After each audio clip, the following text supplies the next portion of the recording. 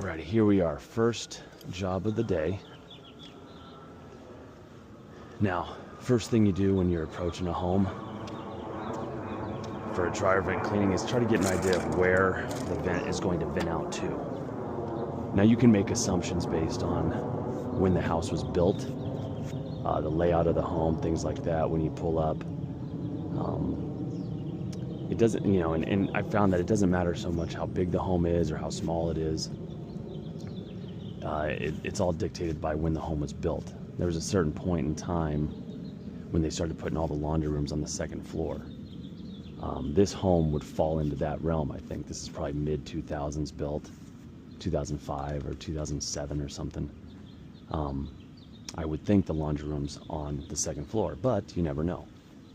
So, because it could very well be on the first floor, on the other, right past the garage here. There's going to be a door to the entryway of the house, and it's usually right there.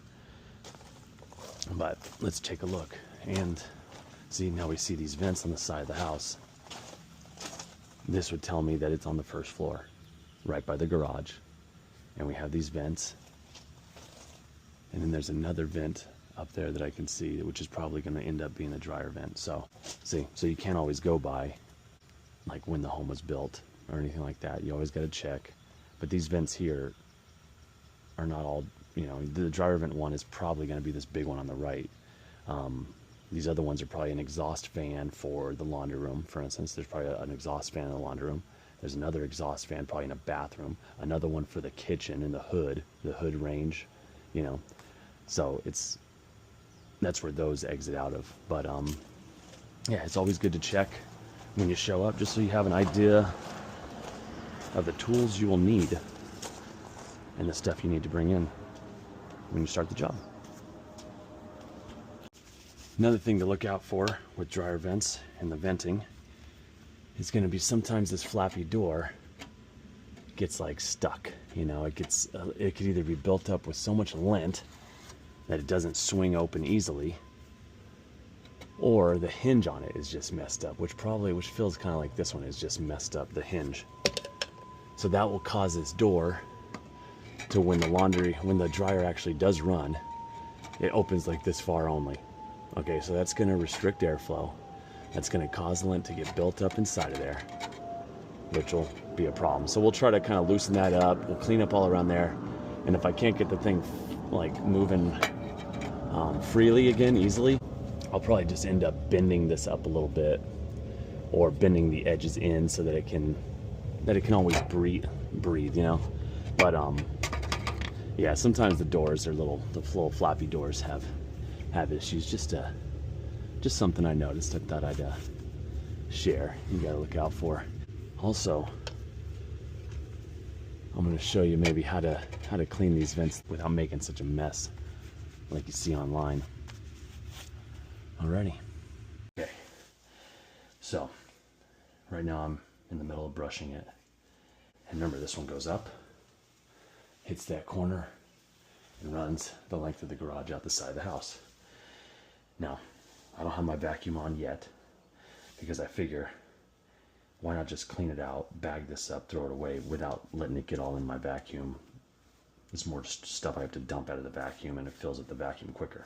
But I like to do this because I like to go up and get to the elbow, because a lot of times when you plug the vacuum in here and then you brush it from the outside, it'll get clogged up right at that corner there if you don't do it this way, because it's already gunked up. And then you shove the vacuum in here, it sucks all that stuff, boom, right to the elbow, and it gets stuck, and you got to come back in anyways and clean it. So I kind of want to make it easy as possible. So I go kind of up to the elbow, and then a little bit past the elbow. But here's some of that. And this vent here is actually messed up. It really should be sticking out of the wall further, and it should be like caulked around too, but they had this little extra piece there, which they were probably using as a cuff to attach the hose to. But normally it doesn't look like this. But let me show you.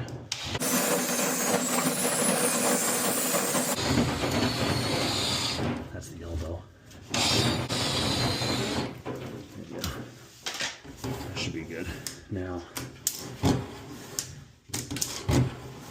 when I plug the vacuum in, you should hear a nice thump. All this stuff that is bringing, plus the hose. Yeah, that's some stuff. There we go. Look at that. Nice. Yeah. See, that'll happen. That'll happen like that if it's when you get around the elbow, because it's a bunch of standing lint. And you can tell hair. Just women's hair. Yep. Wrapped around, but it gets everything knotted up real good. Done brushing to the elbow.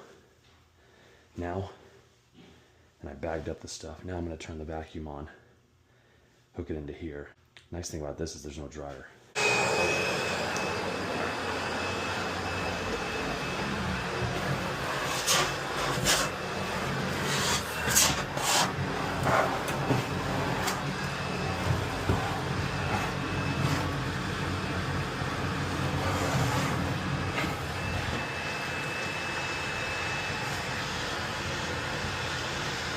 Good.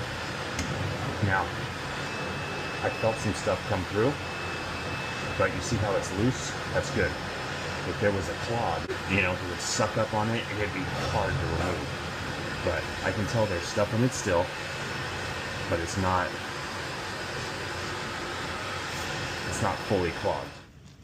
All right, so now we're in position to brush.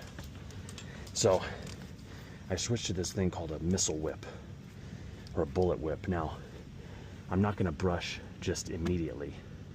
Start brushing from here and just let all of the lint get sucked in.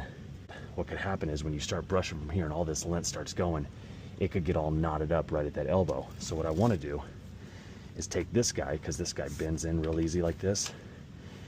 I don't want to really disturb any of the lint on the way to the elbow. So I'm gonna try to get this guy all the way pretty much to the elbow. Then I'm gonna brush back, break it up and let it all get sucked in that way. And hopefully prevent it from clogging up, prevent me from having to go inside and then break it up from the inside, you know. So we're just gonna run this guy. And like I said, we already know it should be about, what, 7 sticks, right? So I know that if I run into a stop, see, look, I already heard it take some stuff, but I already know that if it stops, like if it stopped right here and I couldn't push it, then I know I'm not at the elbow. That means there's a massive clog right there that I gotta break through. But right now, what I told you, what I was afraid was gonna happen, happened. So as I pushed this, it broke a bunch of lint free. It all got stuck, probably right at the elbow, potentially at the vacuum, but I'm gonna get to the elbow, which we know that's at the elbow, pretty much right there. And I'm just gonna,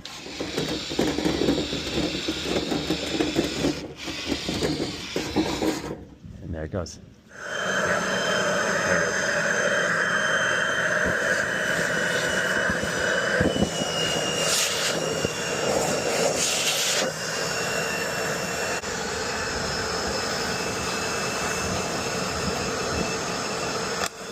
See, you can hear it in the pipe. Yeah, and now I should be able to just spin it back, brush it, finish off with this guy. Should be good to go.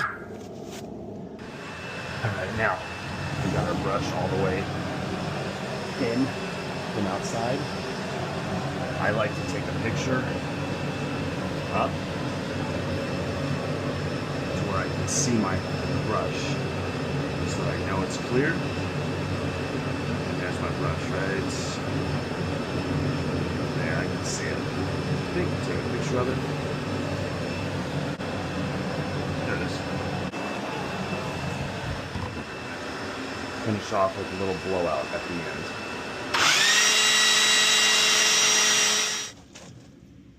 And there's the outside vent. Now, afterwards, no mess on the ground from all the lint, okay, because there was no lint, it all got sucked in the vacuum.